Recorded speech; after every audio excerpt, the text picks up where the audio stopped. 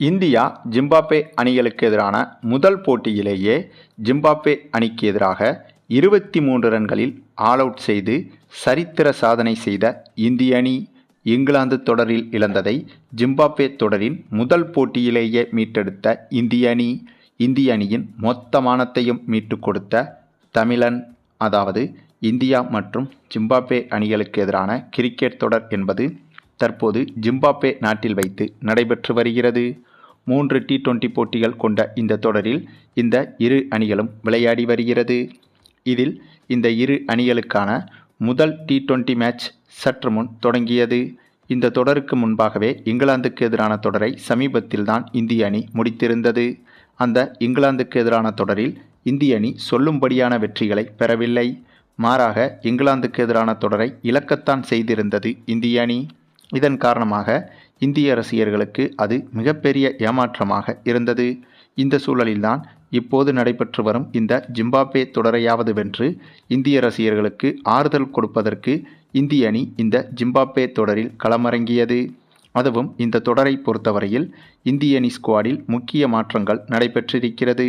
இந்திய அணி ஸ்குவாடில் இருந்த அதாவது இந்திய T20 ஸ்குவாடில் இருந்த முக்கியமான பவுலர்களுக்கு ஓய்வு கொடுக்கப்பட்டு புதிய பவுலர்களுக்கு வாய்ப்பு இந்த தொடரில் கொடுக்கப்பட்டிருக்கிறது.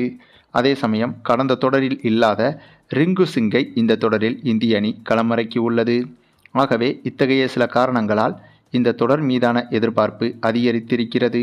அத்தகைய எதிர்பார்ப்புகளுக்கு நடுவில்தான் இந்த ஒரு போட்டியும் தொடங்கியது. அப்படியாக தொடங்கிய இந்த முதல் T20 போட்டியில் டாஸை வென்ற ஜிம்பாப்வே அணி முதலில் பந்து வீசுவதாக முடிவு செய்திருந்தது. அதன் பிறகு பேட்டிங் செய்ய களமிறங்கிய இந்திய அணியை பொறுத்தவரையில் இந்த போட்டியில் அபிஷேக் சர்மாவும் சூரியவன்சியும் ஓப்பனிங் இறங்கினார்கள். இந்த இருவரும் சூப்பராக பேட்டிங் செய்து சிறப்பான தொடக்கத்தை எடுத்து கொடுக்க, பின்னர் இவர்களுக்கு அடுத்தபடியாக களமிறங்கிய இசான் கிசான், திலக் வர்மா, ரிங்கு சிங் உள்ளிட்டவர்களும் சூப்பராக விளையாடினார்கள். இதன் காரணமாக 20 ஓவர்கள் முடிவில் இந்திய அணி 232 ரன்கள் வரை எடுத்திருந்தது.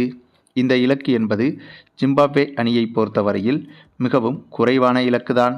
ஆகவே இந்த போட்டியில் எப்படியும் இந்திய அணி எளிதாக வெற்றி பெற்றுவிடும் என்றுதான் எதிர்பார்க்கப்பட்டது. அப்படிப்பட்ட எதிர்பார்ப்பில்தான் ஜிம்பாப்வே அணி பேட்டிங் செய்ய களமிறங்கியது. அதே சமயம் ஜிம்பாப்வே அணியும் ஓரளவுக்கு தற்போது இருக்கும் இந்திய அணியை சமாளித்துவிடும் சூழலில்தான் இருக்கிறது. அதற்கு காரணம் ஜிம்பாப்வே அணியை பொறுத்தவரையில் பந்து வீச்சில் இந்திய அணியை சமாளிக்க முடியாது. ஏனென்றால் இந்திய அணியின் பேட்டிங் என்பது மிகவும் வலுவாக இருக்கிறது. ஆனால் இந்திய அணியின் பந்து வீச்சு என்பது இந்த தொடரில் கொஞ்சம் சுமாராகத்தான் இருக்கிறது. ஆகவே அதை மனதில் வைத்து பார்த்தால் ஜிம்பாப்வே அணியும் இந்த தொடரில் பேட்டிங்கில் ஓரளவுக்கு சிறப்பாக விளையாடும் என்றும் எதிர்பார்க்கப்பட்டது. அதை உறுதி செய்வது போல சமீபத்தில் நடந்து முடிந்த வார்ம் அப் மேட்சுகளிலும் நம்மால் பார்க்க முடிந்தது. இந்த சூழலில்தான் இந்த போட்டியில் மிகப்பெரிய இலக்கை சேசிங் செய்ய களமிறங்கிய ஜிம்பாப்வே அணியை பொறுத்தவரையில் போட்டியின் முதல் ஓவரிலேயே 3 பவுண்டரிகளை அடித்து 13 ரன்கள் வரை எடுத்திருந்தது ஜிம்பாப்வே அணி. ஆகவே முதல் ஓவரிலேயே ஜிம்பாப்வே அணியின் பேட்டிங் என்பது சிறப்பாக இருந்ததால் உடனடியாக சுதாரித்து கொண்ட இந்திய கேப்டன் ஸ்ரேயஸ் ஐயர் இந்த தொடரையாவது சரியாக அணுக வேண்டும் என்ற அந்த ஒரு முனைப்போடு 2வது ஓவரை வேகப்பந்து வீச்சுக்கு கொடுக்காமல் 2வது ஓவரை ஸ்பின் பவுலருக்கு கொடுப்பதற்காக நம்முடைய தமிழக வீரர் வருண் சக்கரவர்த்தியை அழைத்து போட்டியின் 2வது ஓவரை வீசச் சொன்னார் ஸ்ரேயஸ் ஐயர். இந்த ஒரு முடிவு என்பது பலருக்கும் அதிர்ச்சியாக இருந்தது. ஏனென்றால் முதல் 6 ஓவர்களான பவர் பிளே ஓவர்களில் பெரும்பாலும் வேகப்பந்து வீச்சாளர்களை மட்டும்தான் அனைத்து அணிகளும் பயன்படுத்தும். அந்த சமயத்தில் ஸ்பின் பவுலர்களை பயன்படுத்துவது என்பது அரிதாக நடக்கக்கூடிய விஷயம். அதுவும் இந்த போட்டி என்பது ஜிம்பாப்வே நாட்டில் வைத்து நடைபெறுகிறது. ஆகவே அந்த சொந்த மைதானம் என்ற அட்வான்டேஜும் ஜிம்பாப்வே அணிக்கு இருக்கும். அது மட்டுமில்லாமல் இந்த பிச்சின் தன்மை ஜிம்பாப்வே அணிக்கு நன்றாகவே தெரிந்திருக்கும். ஆகவே இந்த ஒரு சூழலில் பவர் பிளே ஓவர்களிலேயே ஸ்பின் பவுலரை பயன்படுத்துவது என்பது மிகப்பெரிய ரிஸ்காகும். ஆனால் அப்படி ஒரு ரிஸ்கை நம்முடைய தமிழக வீரர் வருண் சக்கரவர்த்தியை நம்பி கேப்டன் ஸ்ரேயஸ் ஐயர் எடுத்திருந்தார். அந்த ஒரு ரிஸ்கான முடிவுதான் இந்திய அணிக்கு மிகப்பெரிய பாராட்டை இந்த போட்டியில் பெற்று கொடுத்தது. ஆமாங்க, அதற்கு காரணம் அப்படியாக போட்டியின் 2வது ஓவரை வீசிய வருண் சக்கரவர்த்தி அந்த ஓவரில் மட்டுமே அந்த ஒரே ஓவரில் மட்டுமே 4 விக்கெட்டுகளை வீழ்த்தியிருந்தார். இதுதான் மிகப்பெரிய திருப்பு முனையாக இந்த போட்டியில் அமைந்தது. கிட்டத்தட்ட பவர் பிளே ஓவர்களில் ஸ்பின் பவுலர் வீசினால் அதிக ரன்கள் போகும் என்ற பயத்தை தாண்டி அதிக விக்கெட்டுகளை வீழ்த்தி காட்டினார் வருண் சக்கரவர்த்தி. இதனால் ஜிம்பாப்வே அணியின் வெற்றி வாய்ப்பு என்பது போட்டியின் 2வது ஓவரிலேயே மங்கியது. அதன் பிறகு அடுத்தடுத்த பவுலர்களும் அதை சாதகமாக பயன்படுத்தி கொண்டு ஜிம்பாப்வே பேட்ஸ்மேன்களுக்கு பிரஷர்களை ஏற்படுத்தினார்கள். பின்னர் அடுத்தடுத்த ஒரு சில ஓவர்களிலேயே ஜிம்பாப்வே அணி மொத்த விக்கெட்டுகளையும் இழந்து அதிர்ச்சிகரமான தோல்வியை இந்த போட்டியில் தழுவியது. அதாவது இந்த போட்டியில் ஜிம்பாப்வே அணி 36 ரன்களுக்குள் மொத்த விக்கெட்டுகளையும் இழந்து ஆல் அவுட்டே ஆகிவிட்டது. அதுவும் இதில் கூடுதல் ஆச்சரியம் என்னவென்றால் முதல் 13 ரன்கள் வரை ஒரு விக்கெட்டை கூட இழக்காமல் பேட்டிங் செய்த ஜிம்பாப்வே அணி அடுத்த 23 ரன்கள் எடுப்பதற்குள்ளாகவே மொத்த விக்கெட்டுகளையும் இழந்திருக்கிறது. அதாவது வெறும் 23 ரன்கள் எடுப்பதற்கு 10 விக்கெட்டுகளையும் பறிகொடுத்துள்ளது ஜிம்பாப்வே அணி. இந்த ஒரு சம்பவம் என்பது இந்திய அணிக்கு இந்த போட்டியில் மிகப்பெரிய நம்பிக்கையை கொடுத்திருக்கிறது. கிட்டத்தட்ட 200 ரன்கள் வித்தியாசத்தில் இந்த போட்டியில் இந்திய அணி வெற்றி பெற்றிருக்கிறது. மேலும் இந்த இரு அணிகளுக்கு எதிராக நடக்க இருக்கும் அதிகாரப்பூர்வ போட்டியை முன்னிட்டு நடைபெற்ற வார்ம் அப் மேட்சில்தான் இப்படி ஒரு சாதனை வெற்றியை இந்திய அணி படைத்திருந்தது.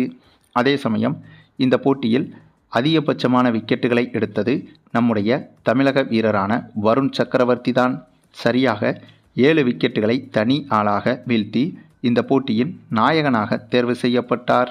மேலும் என்னதான் இந்த போட்டியில் இந்திய அணி 230 ரன்களுக்கு மேல் எடுத்திருந்தாலும் கூட அத்தகைய ரன்களையும் ஜிம்பாப்வே அணி நினைத்திருந்தால் எளிதாக சேசிங் செய்திருக்க முடியும்.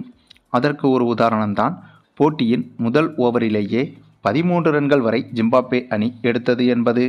ஆகவே அப்படி ஒரு உத்வேகத்தோடு பேட்டிங் செய்ய களமிறங்கிய ஜிம்பாப்வே அணியை மொத்தமாக கட்டுப்படுத்தியது நம்முடைய வருண் சக்கரவர்த்தியின் அந்த ஒரு பந்து வீச்சு தாங்க.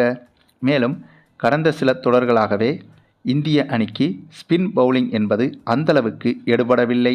ஆகவே நீண்ட நாட்கள் கழித்து இந்த போட்டியில் ஸ்பின் பவுலர்களின் ஆதிக்கம் என்பது மீண்டும் கம்பேக் கொடுத்திருக்கிறது.